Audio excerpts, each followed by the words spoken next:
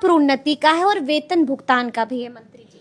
देखिए, मदरसा और संस्कृत शिक्षकों के वेतन भुगतान का मामला कुछ दिनों से पेंडिंग है। हमने उसके लिए विभाग में 3 सदस्यीय कमेटी बनाई है और हमने कहा है कि जितने भी जांच के प्रतिवेदन प्राप्त हुए हैं इन सब की समीक्षा करके आप प्रतिदिन फाइल हमको भेजिए, हर रोज जी। हमने कहा कि उसको प्रमंडल वाइज क्लियर करते जाइए और हमको भेजते जाइए। जो फाइल क्लियर होगी उसका वेतन तुरंत मिलेगा उन्हें। वो जरूरी इसलिए था कि एक माँ के अगर 2 बेटे हैं, एक का हेमोग्लोबिन 15 और एक का 8 क्यों है, ये तो मैं समझना चाहता था। हम दोनों बच्चों का पूरा ख्याल रखेंगे और मेरा मानना है कि मदरसा भी आगे बढ़ना चाहिए और संस्कृत स्कूल भी आगे बढ़ना चाहिए और दोनों पर सरकार की समान नीति होनी चाहिए। और अगर कहीं वो कमजोर पड़ रहे हैं, चूंकि वो सरकारी नहीं है, वो गैर सरकारी है, अगर वो कहीं कमजोर पड़ रहे हैं तो सरकार को आगे बढ़ करके उसको संभालना चाहिए।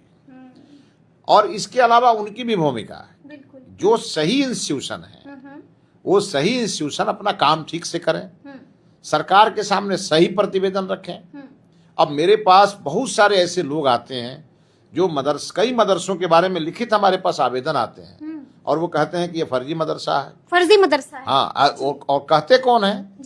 ये मुस्लिम समाज के ही लोग लेके आते हैं आवेदन, कोई हिंदू कंप्लेन नहीं करता है।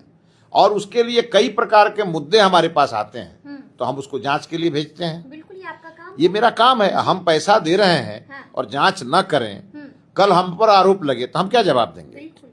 इसलिए हमने किया और हमने कई स्कूलों का रिलीज कर भी दिया है।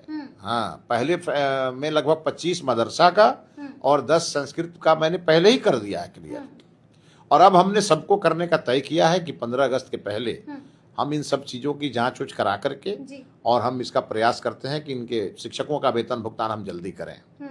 और उसके बाद फिर मदरसा बोर्ड के साथ बैठ करके, फिर हम संस्कृत शिक्षा बोर्ड के साथ बैठ करके और इसके लिए कोई नीति बनाएंगे जिससे कि इन दोनों संस्थाओं को हम डैशबोर्ड में भी लाएं और इन संस्थाओं में जो कमियां हैं उसको दूर भी करें।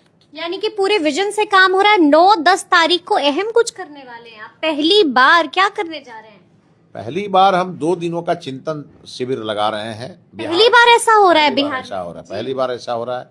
हमारे शिक्षा विभाग के 400 अधिकारी 2 दिनों तक पटना में डेरा डालेंगे और हम अधिवेशन भवन में उनको बिठा करके और जितना नवाचार हमने किया है या जो हमने स्टैंडर्ड तय किए हैं उसको नीचे तक लागू कराने के लिए पूरी पारदर्शिता के साथ सिंगल विंडो सिस्टम के माध्यम से शिक्षा विभाग डिलीवर करेगा और उसके लिए हम 2 दिनों का ट्रेनिंग रखे हैं।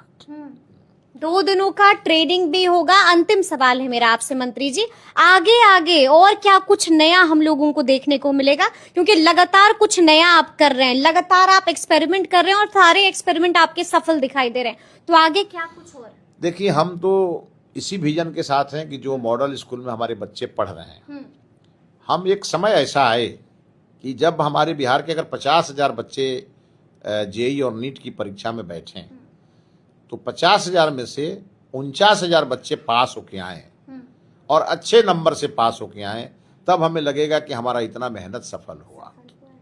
और इसके लिए जितने तरह के यत्न करने होंगे वो करेंगे और उसको कर रहे हैं चाहे कितनी भी कई लोग ऐसे हैं जो आज अगर हम कोई चीज शुरू कर रहे हैं तो कल ही रिजल्ट मांगने लगते हैं।